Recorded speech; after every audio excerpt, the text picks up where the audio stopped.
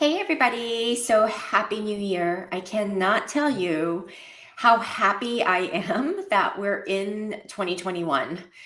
And again, you guys have been with me last year enough to know that 2020 was really a year of personal growth and evolution. And it didn't feel like it at the time, but I can tell you at the end, I felt like it was the best year yet. It was a pivotal year. I had to sort of unpack a lot of the baggage that I was carrying around in my mental and emotional state, was able to really make peace with how everything sort of settled. And in a strange but very good way, I am happy to report that everything just kind of fell into its place. And as we rock forward, still there's a lot of uncertainty in everything, just as with, is life. But I really feel really good about this year that we're about to kind of embark on together. And I just want to tell you without a shadow of a doubt, too, that you too can have the best year yet. And I've sort of planned out my whole year and the content for the year. There's many things that I've signed up for, new coaches and programs that I've started. As I closed off the year last year, I've started a lot of things, and I can't tell you the amount of power that I was able to receive through the clarity that I had. But it took some work. I mean, I had to sit with some discomfort with myself to figure out some of the things in my life and really get down to the truth of it all, get to the core of exactly what I was wanting to create in my life and through the business, and really get aligned with what it is that I want to put out and how I can better serve you in ways and how I can show up in better ways. And that does require me to really sit and ponder ways to really, at the end of the day, my investment is to make your lives a lot easier through the mistakes and the obstacles that I've had to go through. And I think I'm in a very fortunate position that I came out of it healthy. But I know many of you guys are in the midst of the storm in this life. And so many of you are struggling with the circumstances in your lives, with your health crisis, financial crisis, relationship crises, right? These are three essential motivating factors in our lives. And today I want to talk to you about really the recipe for powerful healing. And really, that recipe is nothing other than gaining self clarity in exactly knowing who you are and why you're here, and really getting down to what your dharma is, really. And I think when we are sick and have everything sort of be kind of turned upside down in our lives, it's our human tendency to be more yin, and we become so much more fear based and egocentric, meaning we become very selfish, right? It becomes all about me and the resentments of other people not understanding exactly where I am. But it wasn't until I had this clarity that even when I was suffering, even when I was struggling, and even when I was going through some obstacles, if I can open up my heart enough, long enough to really see those around me and regard them and choose to walk in their shoes, then, our relationship and our connection became so much more strong. And I can't tell you how powerful that has been in my healing journey. And the reason why I shifted drastically from a place of very much the intellect, of learning all the medicine and education and all the things that I know to be true intellectually, it never translated into full impact of who I was becoming, even with the knowledge that I had, because the application was lacking to an extent. And I've ignored, or had the tendency to ignore, my intuitive sense a lot. For example, as a business owner, I had to do a lot of hiring. I have to work with a lot of people. And even recently, I had to let go of a lot of people. And it was mutually agreed upon. But even after that, I had a lot of interns that I had to hire and let go. And I never trusted this. I always second guessed myself. But I usually, when I meet people, I have this sixth sense about them. And I know if they are going to be aligning with whatever it is that I'm creating. And whatever that first instinct that I had, I'm now a lot more vigilantly paying attention to, because I realize when I do ignore that in lieu of giving those people not even a second chance, it's just kind of respecting where they are and inviting freely to come into my life or my business and see where things go, and ignoring the telltale signs that I'm getting physiologically that just keeps telling me that something is not in alignment. And that kind of causes me to be anxious. It caused me to be really in a state of fear and uncertainty, and a lot of resentment and confusion and overwhelm, and all the things that I don't want to invite into my life anymore. And I realized it was my responsibility to nip it in the bud and really listen to my intuitive sense, even in the things that I invite in, even the work that I do. If it's not purely in alignment, and if I don't wake up like really enjoying what I do, and if I don't like to work with certain people, then I realize there's no point in me trying to make something work, because when I do, and you too have this tendency, we tend to absorb a lot of that and then if things don't go well, the resentments build up and some blame starts to happen. And it usually comes towards me, like they're blaming me. And I tend to absorb all that negative energy. And now, as I embark in 2021, I realize it's theirs to keep. It's none of my business. And I am very much in alignment with what I want to kind of create this year for myself and my health, as well as the people and the projects that I'm going to invite in, that I really needed to get that clarity in my life and in my thoughts and in my emotions, to really listen to me and really my inner circle, my family, the people, the close people that I invite in my inner circle right now. I am completely in alignment with every single one of them that are here in my business, in my personal life. My relationship with my mom has never been better. My dad, my sister, my brothers, my nephews, my sister in laws, my boys, my spouse, everything is so much better. And it's because I was able to get clear and not think about me so much, as is me going in and respecting my boundaries to understand what I want and what I don't want in my life, and not put false pretenses or sort of lack of boundaries to invite people in. They unknowingly or knowingly come into my life expecting something from me. But if I've got nothing to offer, and if it's not a mutually beneficial relationship or one that edifies and elevates each other, and then there's no alignment, there's no wrong in, even you and I not being in alignment, because all human beings are different. And you know what? At the end of the day, people are going to judge you and people are not going to always like you. And I think it's time that you and I, all of us collectively, understand that. But to be able to love and have respect for one another anyway. It doesn't mean that we're going to be super be besties, right? Because you have besties and I have besties.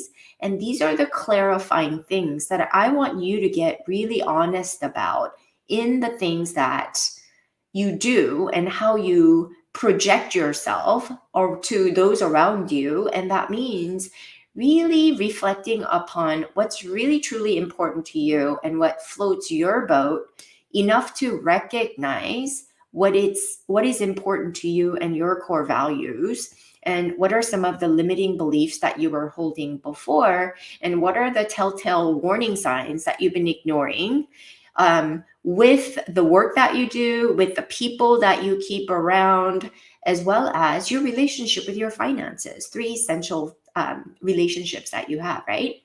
And once you get clear, that clarity is the superpower. It's the recipe for powerful healing, is what the topic of today's discussion is all about.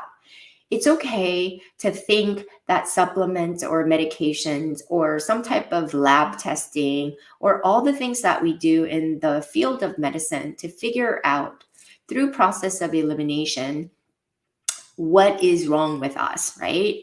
Those are all scientific ways of doing it. But at the end of the day, I realize the patient, myself, as well as me as a practitioner, the patient goes home and they have to resume their lives and they have to navigate all the thoughts and feelings and the actions that they take that produce the results in their own lives. And unless I, as a practitioner, take interest to that level and really talk to you as almost like a one human being to another and as one patient to you, and that's sort of how I stand apart in this field, is because I'm in the trenches with you trying to figure it out day to day, year to year, to figure out what works, because sometimes what worked last year didn't work this year. And then sometimes I start a relationship or business venture or hire an employee, and if it doesn't work out, how do we then detach from that and move forward? And the more you can be clear about who you are, the more clear boundaries and healthy boundaries that you can hold and really respect you enough to demand and command respect from those around you with no attachments to the feelings or the drama that might ensue unnecessarily to create or wreak havoc in our lives as well as our health. Because let's face it, you guys, the stress is the number one thing that's the silent killer that no doctor can really tangibly define for you or even measure, right? We know that there is a physiological impact to the stressors in our lives. But again, foundational work that we must do as patients of autoimmunity is never really mentioned. It's as if we go to our practitioners, whether it be integrative medicine, functional medicine, even a yoga class, or even in physical therapy or medical doctor, we go to them with a problem for them to fix. And it's almost assumed that they know better than us about our condition, right? But a lot of the times, if you're really, really honest with yourself, there's some triggering events that led to some unhealthy thoughts, unhealthy feelings, and unhealthy behaviors that's been going on for a period of time.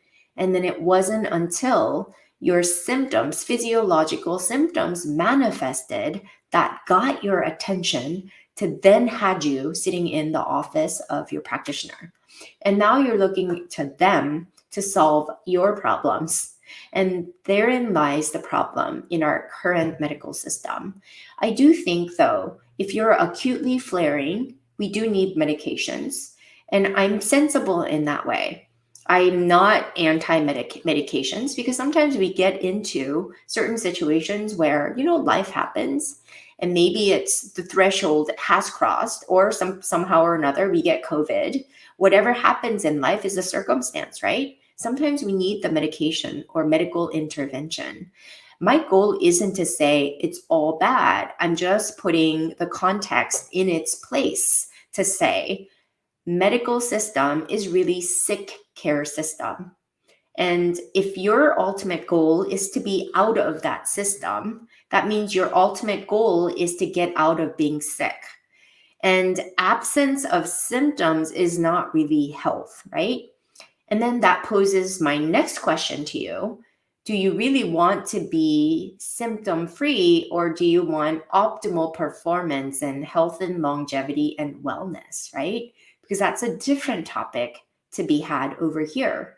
And so all the things that I talked to you about, these are some mental, emotional, and really behavioral strategies for you to be foundationally sound within you enough to do the things to manage your mind, to manage your emotions, and to process them, to make sure that your actions that you take on a day-to-day basis are serving your higher good, which is the result that you create.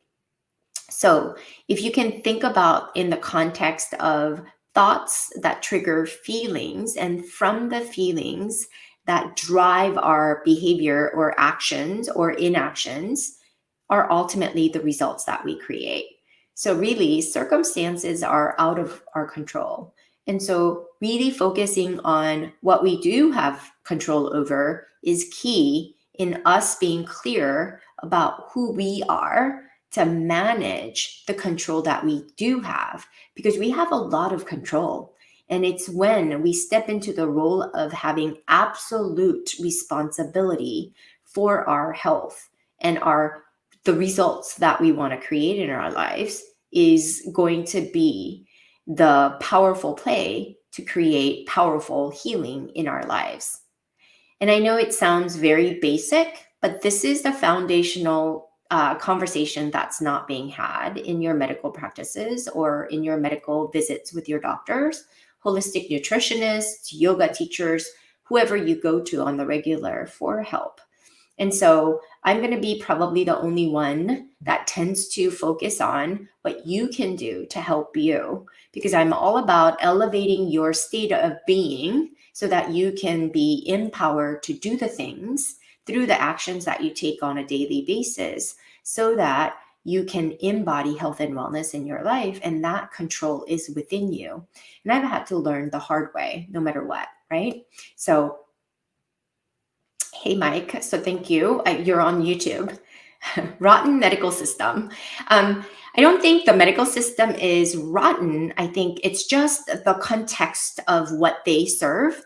Because I think the mistake that we make, and we get often very frustrated, is that we think it's going to be healing. We think if we can only be symptom free, and symptom free we can achieve through the medications, until those medications have secondary effects to cause other symptoms. Then we need more medical care, more medications to subdue not only the first symptom that we went to the doctor for, but then there's side effects to the very medication, right? So that's what I mean. It's mad science, right? Hey, Mike, so that you're in Canada, so that's different. I don't know how Canadian system is. I know it's a little bit more I think, unified system of health. I've had a lot of colleagues from Canada, so you guys have great practitioners over there. We're in the United States, wherever you are tuning in the world. I think this is sort of the common theme, is that we as autoimmune patients, we need to be vigilant about creating our own health and wellness. And really, health and wellness is not an absence of disease or absence of symptoms. You really have to get clear about what that looks like, because you're going to reach your 50s, your 60s, your 70s, and you have to have a long-term approach to how well you're going to live. And there seems to be this big, ginormic idea of what health looks like. But sometimes I think the most patients that come to me are immediately they want to be healed. Immediately they want to be symptom free. And then only then they'll revert back to the lives that they were living, not realizing that the lives that they were living before, if repeated, will get them exactly the same place, right? And another thing you have to mention is, despite the autoimmunity, leave that out of the equation. The fact that we're getting older every day puts us more at risk for inflammation and aging. And aging is not getting healthier. It's always working against us. There's some hormonal and physiological changes that tends to sort of subdue the autoimmunity, because there's some research to state that hormones, as it declines as we get older, especially for women, if we don't have active hormones as we hit menopause, it is predicted that the flares get lessened. And some women in their postmenopausal years, they even become autoimmune free because of that. So Anyway, so thinking about clarity is as the ultimate recipe for powerful healing. So as we start out this year, I want you to think about um, the goals that you have and get really clear about what it is that you're trying to accomplish, and then making sure that you're doing all the things to help yourself to really pursue health and wellness and really have a picture of what that life looks like. Absence of disease, symptom free, but then even more than that, do you see yourself walking down the beach? Do you want to go hiking? Do you want to go swim? Do you want to run a 5K? Do you want to be sitting on the floor with your grandkids, getting up and down, right? So these are things that I want you to be thinking about. All right. So this is not for answering questions. I have a specific, what do you call it? Agenda for our talk today. But, Mike is asking about fatty liver, kidneys, and adrenal issues and weight loss and other health issues towards pathway to health. Well, all those things, fatty liver, kidneys, and adrenals, are all related, right? Fatty liver, detoxification, metabolism, enhancing metabolism, and elimination through the kidneys. Adrenals are very much the organs that are very receptive to stress. And I do truly believe that autoimmunity stems from stress. So any stress reducing things might be something that you might want to try. A good solid diet to follow. Be careful of what you follow though. Fatty liver, I wouldn't recommend ketogenic diet, because fatty liver literally means that you've got fatty deposits in your liver. Detoxification happens through your liver. And if it's got fatty liver, then you've got some liver enzymes that are in excess. I wouldn't self-diagnose. I would have to take a look at your labs to make sure that you do indeed have fatty liver. But if you're a little bit overweight and you want to lose some weight, really calories in, calories out, and being sensible. But again, food is food. It's our tendency to overeat when we're stressed out as a coping mechanism, right? So food is outside of us. It's an external factor. So I would recommend, Mike, pay attention to your feelings when you're eating. And really, you have to commit and decide that you're going to lose weight. And once you do, all your actions will follow suit.